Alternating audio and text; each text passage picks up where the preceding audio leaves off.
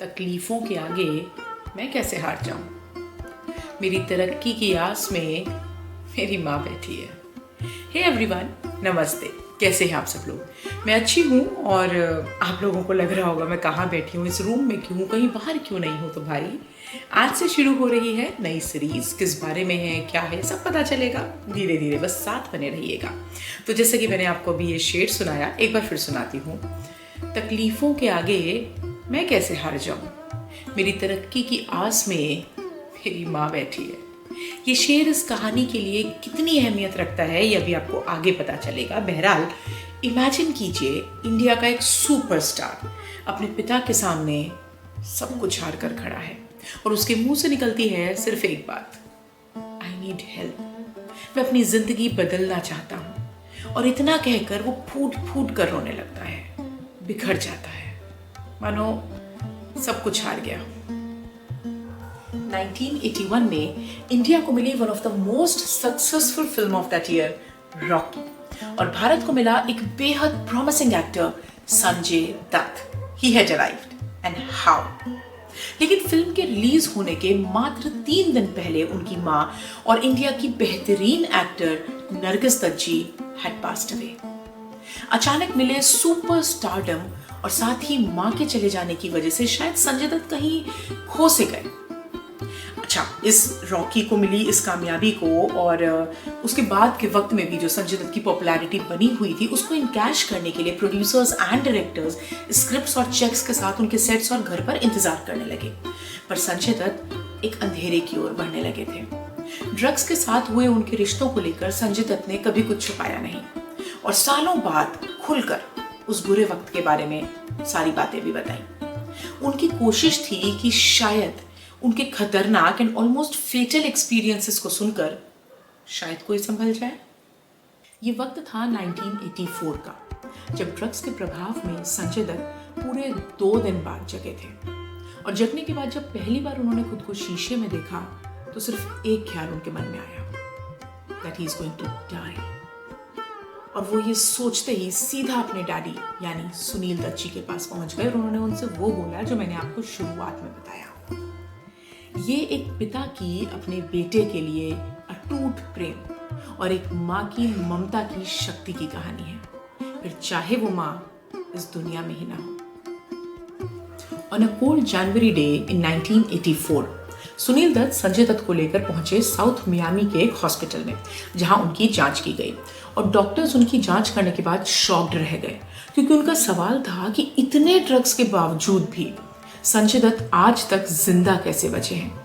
उन्हें तुरंत उसी हॉस्पिटल के मिसिसिपी में स्थित रिहैब में भेज दिया गया। संजय दत्त पहले भी रिहैब में गए थे और थोड़ा सा ठीक होने के बाद वहां से निकल जाया करते थे, और उन्होंने यहाँ भी ऐसा ही किया जब डॉक्टर्स ने उन्हें यह बताया कि उन्हें ड्रग एडिक्शन के साथ साथ एल्कोहल एडिक्शन भी है। इस बात पे संजय दत्त बहुत गुस्सा हुए, क्योंकि उनके हिसाब से उन्हें एल्कोहल का एडिक्शन तो बिल्कुल नहीं था। और वो इतने गुस्से में थे कि वो वहां से निकलने लगे कि सुनील दत्त ने उन्हें रोकने की बहुत कोशिश करी, पर वो गुस्से में थे। वो वहां से निकलकर सीधा वॉशिंगटन अपने दोस्त के यहाँ चले गए और सुनील दत्त एक बार फिर लाचार खड़े रह गए। वॉशिंगटन में संजय दत्त अपने दोस्त के यहाँ तो पहुंच गए, पर उनके दोस्त ने उनसे सिर्फ एक बात कही कि ये संजय दत्त की आखिरी चांस थी और अगर वो इस बार भी नहीं संभले तो वो जिंदा नहीं बचेंगे। और ये बात संजय के दिल में कहीं गहरी जा चुकी। वो अगले ही दिन मियामी पहुंच गए। अब मियामी तो पहुंच गए, पर मियामी से मिसिसिपी, जहां उनका रिहैब सेंटर था, वहां तक के लिए उन्हें एक फ्लाइट लेनी थी जो थोड़ी लंबी थी। और इस फ्लाइट में ना चाहते हुए भी एक के बाद एक ड्रिंक लेकर उन्होंने खुद को नशे में धुत कर लिया और बड़ी ही मुश्किल से हॉस्पिटल की अथॉरिटी, एक ऑफिशियल के साथ जो उन्हें एयरपोर्ट पर रिसीव करने आई थी, उनके साथ वो रिहैब पहुंचे। और यहाँ से शुरू हुई एक बार फिर उनकी जर्नी। यहाँ से सुनील दत्त को वापस इंडिया भेज दिया गया, क्योंकि ये लड़ाई अब संजय दत्त के अकेले की थी। अगले 6 महीने में संजय दत्त ने खुद के लिए खाना बनाना, अपने कपड़े धोना, डस्टिंग करना, बर्तन धोना और वो सारे काम सीखे और किए भी जो बचपन से लेकर उस दिन तक वो किसी और से कराते थे, जिसके लिए वो अपनी माँ, बहन, गर्लफ्रेंड्स, हाउस हेल्प, पिता पे निर्भर थे।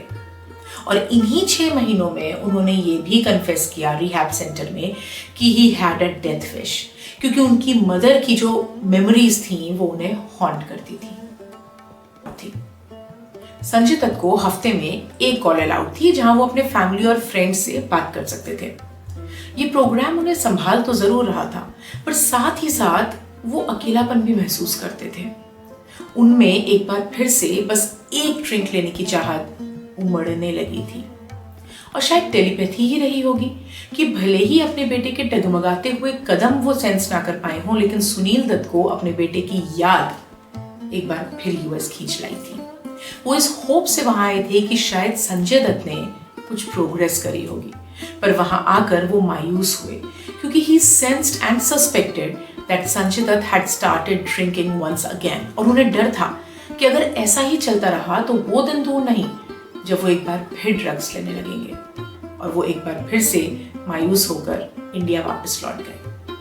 अच्छा, सुनील दत्त के साथ एक आदत थी, जब भी वो अपनी लाइफ में मुश्किल वाले दौर से निकल रहे होते थे, वो नरगिस जी की रिकॉर्डेड आवाज सुना करते थे। उन्हें उससे हिम्मत मिलती थी, और उस दिन भी वो उन्हीं का एक रिकॉर्डेड टेप सुन रहे थे जब उन्हें अचानक एक आइडिया आया। उन्होंने संजय के लिए भी नरगिस जी के आखिरी वक्त में रिकॉर्ड किए गए कुछ टेप्स भिजवाए। यूएस में जब टेप्स ये संजय के पास पहुंचे तो वो रूम में अकेले थे। उन्हें नहीं पता था कि उन टेप्स में क्या है। जब उन्होंने वो टेप प्ले किया तो मानो रूम में संजय दत्त और अब नरगिस दत्त जी थे। नरगिस जी के इंतकाल के 3 साल बाद संजय पहली बार उनकी आवाज सुन रहे थे। उन टेप्स में नरगिस जी की संजय के लिए विशेस थी, उनके लिए देखे गए सपनों के बारे में बातचीत थी, उनके लिए कुछ एडवाइसेस थी। टेप खत्म हुआ तो संजय स्टैचू की तरह वहां बैठे रह गए, और 3 साल में पहली बार, यानी नरगिस जी की मौत के बाद पहली बार फूट फूट कर रोए, और 4 दिन तक रोते रहे। उन टेप्स में नरगिस जी की आखिरी विश थी, जिसका संजय एक बहुत बड़ा हिस्सा थे। संजय अपनी माँ को कैसे हारने देते? उस एक पल में उन्हें रियलाइज हो चुका था that he had to rebuild his life. He has to rebuild his life now, and he did it. ये जो एक्सपीरियंस था वो उनके लिए बहुत सरियल था। उन्हें विश्वास हो चुका था कि इस दुनिया से जाने के बाद भी उनकी माँ उन्हें देख रही हैं, उनका ख्याल रख रही हैं, उनके साथ हैं, उन्हें कभी गिरने नहीं देंगी।